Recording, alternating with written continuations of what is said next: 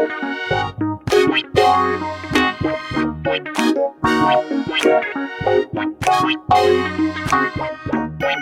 back, everyone, to Einstein's Eyes, our YouTube channel, where my co-host and I, Jon Ditkoff, speak about technology, healthcare, most likely ophthalmology, but we've branched out, innovation, policy, finance for healthcare ventures. And today we have an interesting topic. We have Piya Mann from ScaleHealth, which acts as a marketplace for innovators, accelerators to connect emerging health tech companies with healthcare organizations. Piya, introduce yourself, give a little background, and tell us about ScaleHealth. Yeah, absolutely. Well, I just want to thank you guys for having me on, first of all. My name is Pia. I am currently a customer associate at ScaleHealth. I just graduated from USC in May and generously got this gig on from our CEO, Taylor, who's an incredible guy, but unfortunately couldn't be here today. And yeah, so basically, ScaleHealth is a marketplace, just as Carl said. So on one side, we work with innovative healthcare startups, both on, digital health track and life sciences. That can be therapeutic, new biotech devices or kind of whatever that may be. And our main goal there is to figure out what exactly is keeping startups up at night, what their main challenges are. So we do everything from heads-on consulting with startups to maybe just connecting them with an investor. And we work all over the developmental growth stage with startups. So from, seed A to again, or pre-seed to again, like connecting them to an investor and if they're ready for like their second round or third round. And then on the other side, we work really closely with a lot of buyers, providers. We have a large network of investors and advisors, but our main bread and butter is really working closely with healthcare systems and healthcare organizations. And so they kind of similarly come to us asking for help to separate the signal from the noise. So instead of posting on a large forum that they're looking for, a certain niche type of startup to help drive a specific innovation outcome for them, that's where we strategically sit in the middle. And because we're already in the ecosystem with vetted startups, we help facilitate that connection to large healthcare organizations. And that all the time, or normally it results in pilots for startups and other types of partnerships. We host a lot of accelerators too. So we have three really exciting ones right now, actually. Our first one is with Microsoft Rail, and that is to help with rural healthcare. A lot of people who first don't have access to primary care, let alone specialty care. It's to bring more awareness to that and new innovative startups that help, with automated workflows on the digital side. Yeah, thanks for bringing up the Microsoft Rail project. Can you describe this in a little bit more detail? Yeah, absolutely. So we're partnered up with Microsoft Philanthropies to run this accelerator, and the main focus is to, improve healthcare access for rural communities. And it's centered around solving the big problem of rural patients getting connected to the right kind of care, whether that be primary or specialty care, faster. A lot of the times it takes an extended period of time. So our main focus of this is to make it a more efficient process. And we've found that with working with Microsoft Philanthropies and focusing on the main pinpoints that the biggest problem is that often rural patients get lost in the referral process. So we're really looking for tools that make it easier for providers and patients to complete referrals and keep care, running smoothly, and to really transform the early stages of the referral journey before and during handoff. So this accelerator is really looking for new companies that are building AI-enabled low-code to no-code tools that help connect patients. That can be streamlining scheduling and triaging, matching patients with the right type of clinician, automating manual admin workflows and workflows that are normally stalling and slowing referrals. And it's a really amazing opportunity. The top three finalists have the opportunity to present at AHA Rural Healthcare Conference, Leadership Conference in 2026. Um, and just a lot of really cool opportunities to get involved in the community and have visibility with rural hospital CIOs and healthcare leaders, and have engagement, obviously, with Microsoft healthcare leaders as well and possible pilots. For our audience, so MyEyesAI is my startup company that I co-founded with Rohit Mahajan in Cambridge, Mass. We do artificial intelligence modeling for ophthalmology. There's a massive shortage of ophthalmologists. The supply-demand distribution, it's really Econ 101. We need to fill that gap. In Alaska, it's almost impossible to find an ophthalmologist to come up here and to fill that gap. So what we wind up doing is you fill it with optometry, or you have PAs or nurse practitioners, or if a patient goes to the emergency room, an ER doc who's just not as well trained or doesn't have the depth of knowledge that an ophthalmologist has, winds up giving care that we can certainly boost or help navigate with an artificial intelligence domain-specific model that's been agentically trained to deal with the various subspecialties within ophthalmology. And we've applied to the Microsoft Rail program. We're looking forward to the program and hopefully succeeding. Pia, talk about the mission and how, when it got started, when Taylor founded the company, how many startups you've worked with, and really what the process looks like for a startup that may be interested in Scale Health. Yeah, absolutely. So unfortunately, Taylor couldn't be on today, but he is our CEO and founder. He's an amazing guy. Um, and he's a California, local resident. So he's been here with us since forever, basically. And so Scale Health was founded in 2017, and it kind of took a few. The main goal was to encourage and do anything to support innovative startups to help broaden. The mission is to make sure that everyone has access to healthcare. That's like first and foremost why Scale Health was started. It was originally called Scale LA, and then a few years back they pivoted to naming it Scale Health. So with that mission in mind, Taylor started in 2017 and then brought on um, one of our other colleagues, India.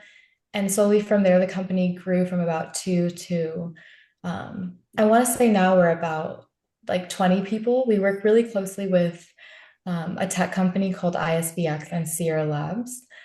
But the main mission is really just to make sure that people have access to healthcare, and whatever we can do to help support startups that are creating new ways to making that broader impact happen. That's our main mission.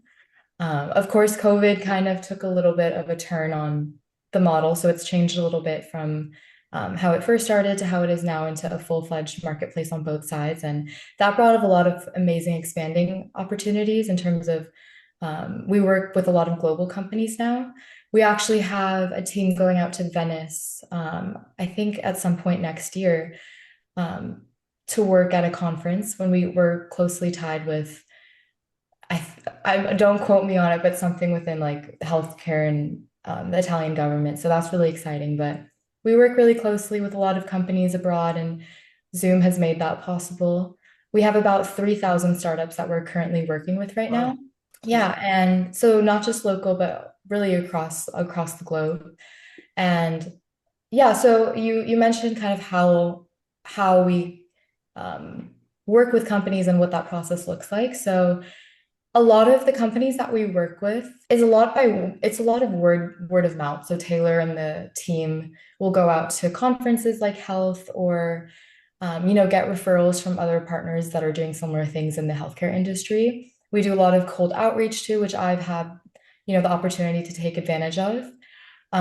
So we keep it very informal. Our first meeting with the startup is really just to figure out what they're doing. And the amazing thing about the Scale Health team is that everyone truly is really excited to hear about new, again, innovative ways of expanding healthcare, and new platforms, new workflows, and how, especially in this time period where healthcare is changing so much in the US healthcare system, how we can go across those hurdles in a more efficient way, maybe.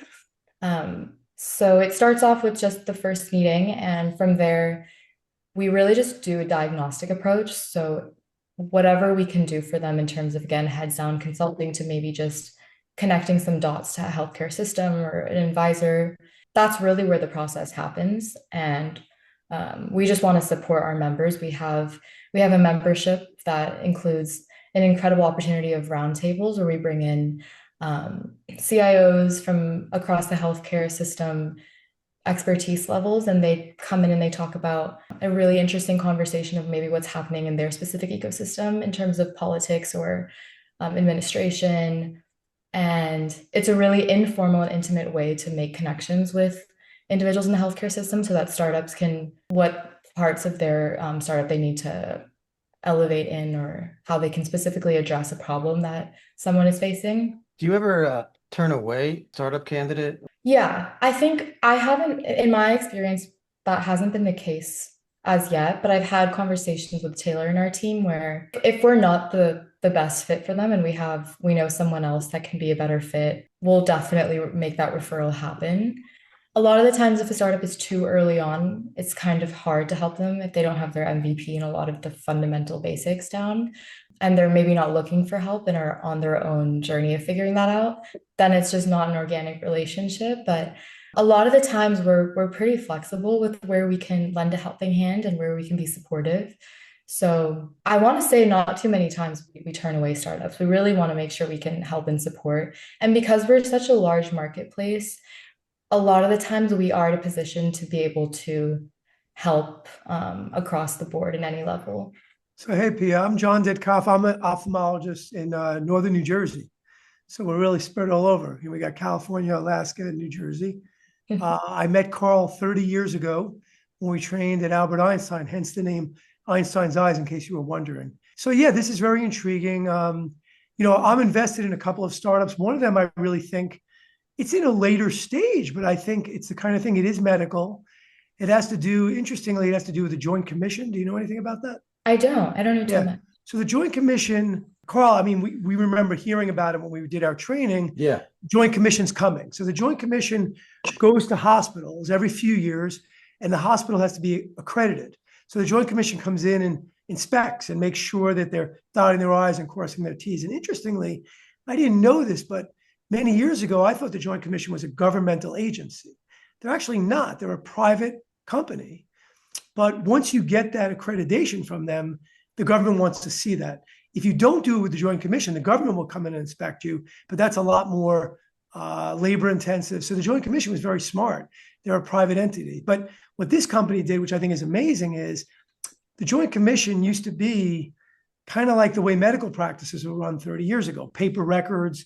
Everything was just, they would have thousands of papers and they would say, how are you doing with this? And they'd have to go through this huge Bible of records. So now this company did it all kind of like the way electronic records are in medical care.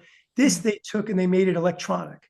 So now it's all really quick and easy and very facile. And it's already been successful. We're already in a bunch of hospitals. So it's already on its way. But we do have investors, but we're always looking for more. I mean, is that company, because it's medically related, something that your company would do, or it has to be more about patient care?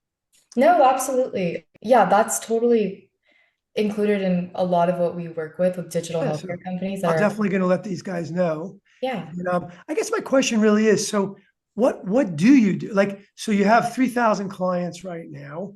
You mentioned that you get investors. So you have your library of investors and you connect them. Do you do anything else, like consulting on, like, hey, your company, it sounds like they have a good idea, but you really don't have this, or you're weak in this? I mean, do you Yeah. actually do consulting for them? Yeah, absolutely. I personally, I don't fit that title, but Yeah. our company does. It kind of works into how our revenue model works. If the client does want some more aggressive heads down consulting, then we have people who have a lot of experience in their developmental careers in the healthcare industry where they help startups figure out where they have, they can fix their weaknesses. And we definitely do offer that. Yeah. A lot of So the time, how does your financial part like work? I mean, like, yeah. so there are different payment schedules depending on what the services someone needs? Yeah, exactly. Yeah. So we have our free membership that gives startups because we want to make sure that that there's no prohibitive, measures to having people join our marketplace. So on our free membership, everybody has access to our advisor network, our investors. Interesting. They can see all of the accelerators that we're hosting and all the events locally in LA that we're hosting.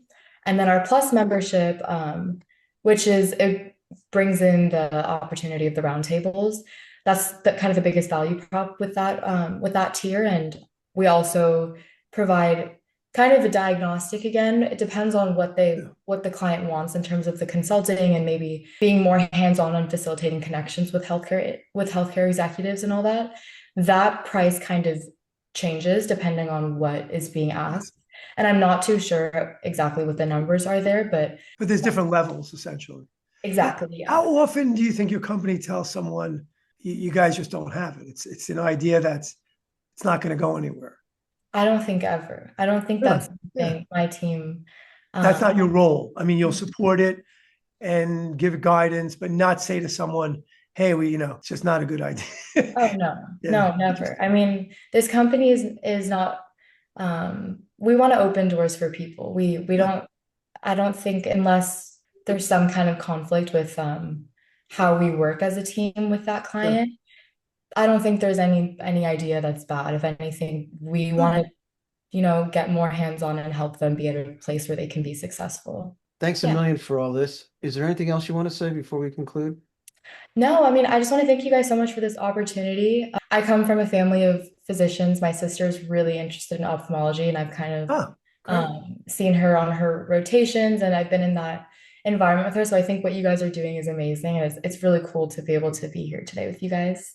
Is she in And medical school or she's she's in medical school. She's at Oakland William Beaumont School of oh Medicine great. in Michigan.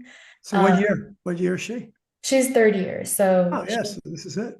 yeah, exactly. So she's excited. I'm trying to get her back to California. I miss her too much. So You should have her watch our video about Albert Einstein. We have one about the residency program that we both attended. mhm. We also have one about Rutgers Medical School and one about Hackensack Meridian Medical School, like the life of a med student. So that'd Yeah, be interesting absolutely. for her feedback. Yeah, absolutely. I'll definitely send that over to her. That'd be cool. And good luck with your career.